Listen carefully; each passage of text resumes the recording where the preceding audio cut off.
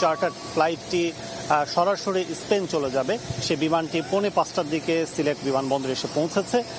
এখন চলছে বিভিন্ন গার্মেন্টস পণ্য, সেগুলো কিন্তু লোডের কাজগুলো চলছে।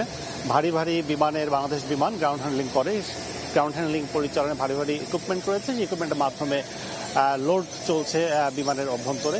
সেক্ষেত্রে বিমানটিতে আজকে যতটুকু তথ্য আমরা পেয়েছি যে 66 টন পণ্য নিয়ে স্পেনে সরাসরি যাবে এই চার্টার ফ্লাইটটি।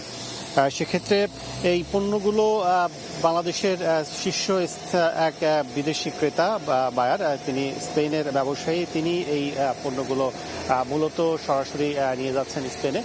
এবং এর মধ্য দিয়ে যে নতুন বিপ্লবের শুভ সূচনা হলো সেটি কিন্তু বলা চলে যে শুধু যে বাংলাদেশের একাধিক এই বিমানবন্দরের মাধ্যমে কার্গো সার্ভিসের যে যাত্রা শুরু হলো সেটি নয়, পর নির্ভরতা থেকে শুরু করে বাংলাদেশের যে সক্ষমতা নতুন জানান দেয়া সেটি কিন্তু বলা চলে যে নতুনভাবে জানান দিচ্ছে। এবং এই বিমানবন্দরের মাধ্যমে 2022 সালে কার্গো সার্ভিস পরিচালনার জন্য স্ট্রাকচার অর্থাৎ অবকাঠামো নির্মাণ শেষ হয়, কিন্তু নানা জটিলতার কারণে কার্গো সার্ভিস চালু করতে পারেনি।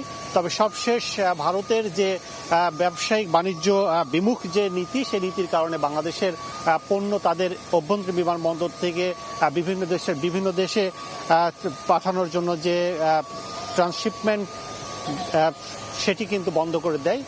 এর পরপরই কিন্তু বাংলাদেশ থেকে রপ্তানির সক্ষমতা বৃদ্ধিতে অভ্যন্তরীণ বিমানবন্দরের সার্বিক কার্যক্রম আরও সম্প্রসারিত করার জন্য কিন্তু দ্রুত এই সিলেট এয়ারপোর্টকে কার্গো সার্ভিসের চালুর জন্য দ্রুত পদক্ষেপ নেন সিভিল এভিয়েশন। এবং এরই ধারাবাহিকতায় কিন্তু গত মাস থেকে কিন্তু আমরা শুনছিলাম যে 27 তারিখ থেকে কিন্তু কার্যক্রম শুরু হবে, এবং সেই ধারাবাহিকতা কিন্তু আজকে সেটি শুভ সূচনা হচ্ছে।